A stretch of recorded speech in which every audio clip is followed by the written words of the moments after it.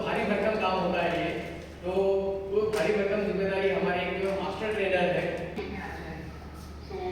Try करिए, tips बताइए, काफी कुछ आपको अंडरस्टैंड होगा, नहीं ना तो एंड में क्वेश्चन जरूर पूछिए।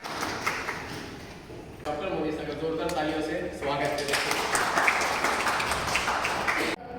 बहुत सारे पेशेंट्स ही वर्कआउट कर सकता है, बट थोड़े बहुत प्रिकॉशंस है, ध्यान रखिए। वेट पे कॉन्सेंट्रेट ना करें। 1 किलो भी उठा रहे हो सही वे में उठाइए। आपके ट्रेनर से कंसल्ट कीजिए कि मैं सही कर रही हूँ क्या नहीं, ठीक है। उसके बाद working in the right tempo तेजी से उतना जाओगे नहीं, बी एट योर पेस। जितना आपसे कंफर्टेबल है, आपको 3 to 5 days पर वीक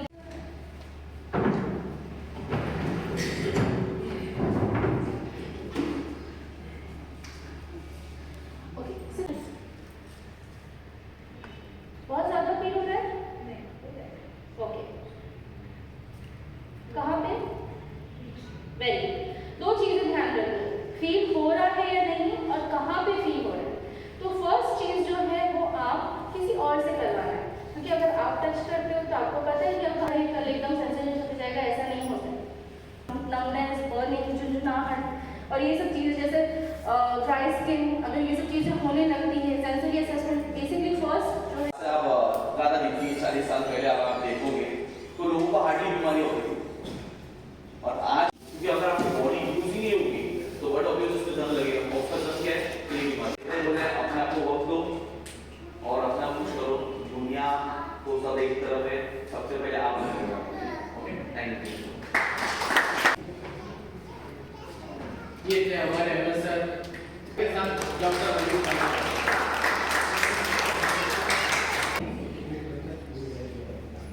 थैंक यू गफर भाई, वरना ऐसी कोई बात नहीं है।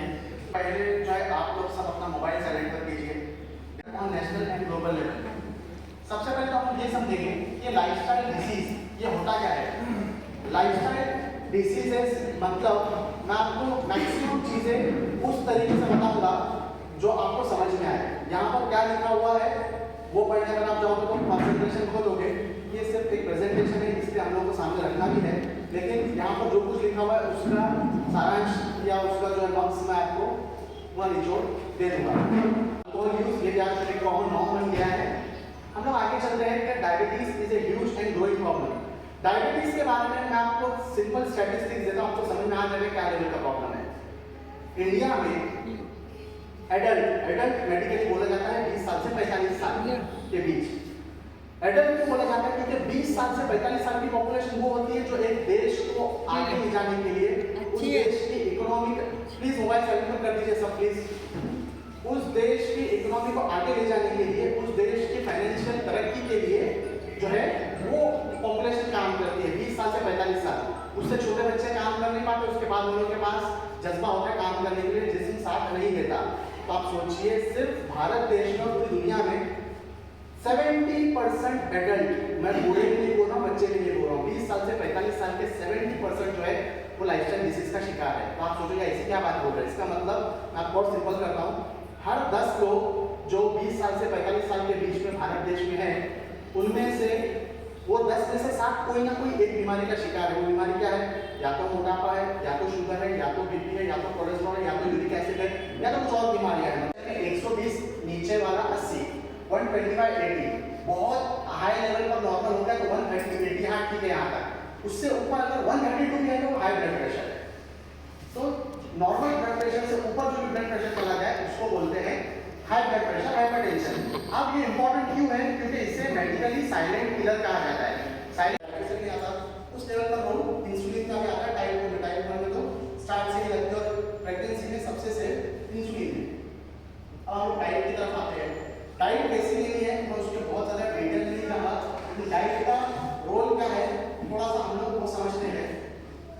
टाइप पहले भी तो लोग खाना खा रहे हैं, पहले भी तो लोग जिंदा थे, पहले भी तो सब चीज़ें थी। बहुत जल्दी आपको ऐप के थ्रू आएगा। तो ये पूरी कोशिश इसलिए है कि हमारी इंडियन एडल्ट पॉपुलेशन 20 साल से 45 साल के बीच की 71% बीमारियों का शिकार है, वो ज़्यादा से ज़्यादा ये बीमारियों से बाहर आए और फिट हो जाए, इसलिए हम ये ऐप की कोशिश कर रहे हैं। तो ये था एक how to kickstart your obesity and lifestyle disease reversal journey utilizing Ramzan, intermittent fasting, रोजा and other lifestyle modifications. तो ये एक मेरा एक छोटा सा जो है आपके सामने एक मोटा-मोटा प्रेजेंटेशन था। वो मैं एक्सपेक्ट करता हूँ कि आपको बहुत सारी बातें इसमें से समझी हो। अगर कुछ चीज़ें नहीं समझी होगी स्ट्राइट फ्रॉम स्टार्ट तो हम आपके आंसर करेंगे। इसके बाद हम क्वेश्चन आंसर सेशन को करते हैं। जो है हमारे इरफान भाई के पास भी गए थे और जो भी इसी का छुट्टी सबके प्रेजेंटेशन लेक्चर जो कि वो बहुत अच्छे हैं, बहुत गाइडेंस मिला हम लोगों को।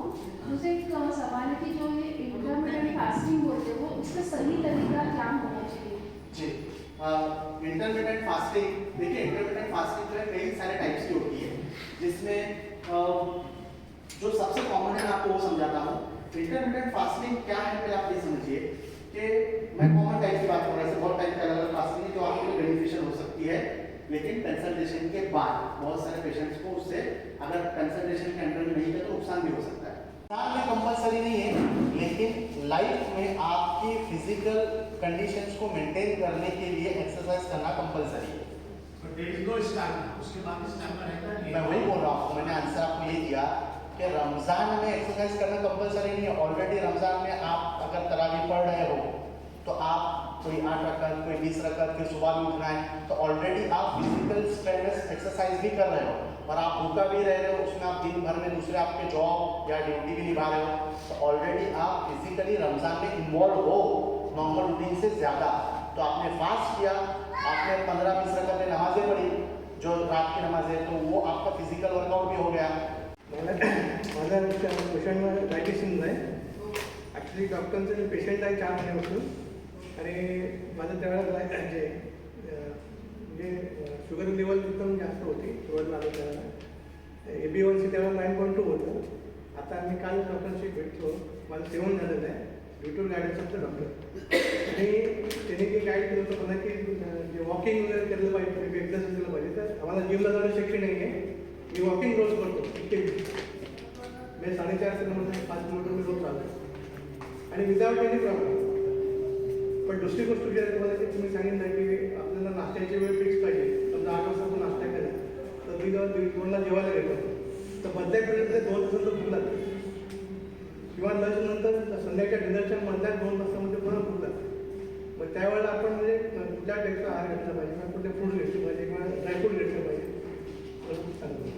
आप लंच करते बीच में भूख लगता है, आप फ्रूट्स खाते हैं? Yes. हाँ, which is good. फ्रूट लेता हूँ मैं, ड्राईफ्रूट लेता हूँ। हाँ। क्या खा सकते हैं morning eating snacks? So fruits आप खाते हैं तो वो भी कंज्यूम कर सकते हैं मॉर्निंग में, मिड मॉर्निंग में, इवनिंग में भी क्या फ्रूट्स तो चलता है, कुछ हेल्दी स्नैक्स वगैरह भी आप प्रेफर कर सकते हैं। कुछ आपने चने खा लिए, मखाने खा लिए, वो आप खा सकते हैं। कुछ चने स्प्राउट्स वगैरह खा लिया आपने, वो भी चलता है इवनिंग में, या सूप ले लिया as per the climate, weather condition, आपका इवनिंग हेल्दी स्नैक्स आप प्रेफर कर सकते हैं। सो विच इज़ गुड, अगर आप ये फॉलो कर रहे हैं तो विच इज़ गुड है। ऐसा नहीं कि आप खा रहे तो वो रॉन्ग है। चले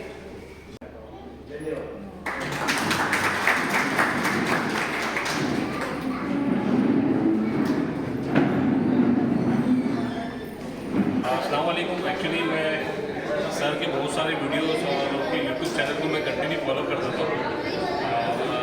मतलब मैंने बहुत टाइम कोशिश भी किया सर से इंटरेक्शन करने का, बट माशाल्लाह सर का शेड्यूल काफ़ी ज़्यादा बिजी था। तो आज लकीली कल्याण वेस्ट में आचार्य हॉल में सर का एक सेशन था, obesity and diabetes reversal programme. तो लकीली मुझे अटेंड करने का मौका मिला। और सीरियसली बोलता हूँ, मैं इतने सालों से वर्कआउट करता हूँ, बट मैं वर्कआउट जो करता था उसके पीछे का जो बैकग्राउंड था वो आज मुझे समझ में आया। So thank you so much sir, बहुत बहुत शुक्रिया। आप सीरियसली आप जैसे लोगों की बहुत ज़्यादा ज़रूरत है, क्योंकि हमको लगता है वर्कआउट करना या डंबल्स उठाना ये हमारे लिए वर्कआउट है, बट ऐसा नहीं है।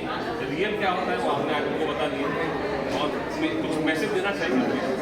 देखिए, ये जो हमारा सेमिनार था, how to kick start your diabetes and obesity reversal journey utilising intermittent fasting, obesity, intermittent fasting, roza and upvas. मतलब ये जो हमारी रोज़मर्रा की बीमारियां हैं जो हमारे लाइफस्टाइल में बिगड़ने की वजह से आ गई है, इसको हम कैसे ख़त्म करें या रिवर्स करें रोज़ा एक्सरसाइज, थोड़ा सा डाइट मॉडिफिकेशन, थोड़ा सा स्ट्रेस मैनेजमेंट और डॉक्टर की कंसल्टेशन से। ये हमारे प्रोग्राम का आज का एक सेमिनार था। हमने कोशिश की कि जितनी हमारे इस भारत देश में लाइफस्टाइल डिसीजेज बढ़ती जा रही है, खासकर एडल्ट पॉपुलेशन जो 20 साल से 45 साल की है, उनको हमने एड्रेस किया ताकि हम जो एक मजबूत भारत का निर्माण कर सकें। इंशाल्लाह आपके हर एक प्रोग्राम का अपडेट मैं दूंगा इंशाल्लाह। Thank you very much. इनको वाकई में ये इसकी चीज़ के लिए काबिल तारीफ़ है, और जो काम ये कर रहे हैं समझ ना, अल्लाह ने एक फरिश्ता भेजा हम लोगों के बीच में। मैं ऐसा नहीं कि इनके सामने इनकी तारीफ़ कर रहा हूँ, वैसे भी मैं हमेशा इनकी फेवर में बात करता हूँ, क्योंकि इनका वाकई में जो काम है ना, ऐसे डॉक्टर्स मैंने बहुत कम देखे हैं, रियली बता रहा हूँ मैं। और जो इन्होंने काम किया है, उसके अलावा ये फिटनेस के अंदर भी माशाल्लाह काफ़ी लोगों को हेल्प करते हैं और बहुत अच्छे से करते हैं। और उसके अलावा सोशल वर्क के अंदर तो इनका कहना ही नहीं है माशाल्लाह, और I have no words really for him. और बस यही कहूँगा कि इस तरह से हमको इनको भी सपोर्ट करना चाहिए, whatever we can do for him. जैसे सर ने मेरे को बोले तो मेरे को बहुत अच्छा लगा, और आने के लिए मतलब चलो मैं सर के पास जाऊँगा, और जो मतलब उनको भी खुशी। कहाँ से हो साहब? सर मैं ना बांद्रा से हूँ, बांद्रा खिदमत ग्रुप बांद्रा नौपाड़ा कोकनी कम्युनिटी से, और वहाँ पे भी हम लोग का सोशल वर्क चलता है, और सर भी हमारे प्रोग्राम्स में आए हैं माशाल्लाह। एक ने 2 बार आगे गए माशाल्लाह, और मुझे बहुत अच्छा लगा था जब भी। और इस तरह से मैं चाहता हूँ कि हम लोग और भी साथ में आगे मिलके, खाली बम्बई और इसके लिए नहीं, पूरे हिंदुस्तान के लिए हम लोग काम करें इंशाल्लाह। ठीक है ना? थैंक यू, जज़ाकल्लाह।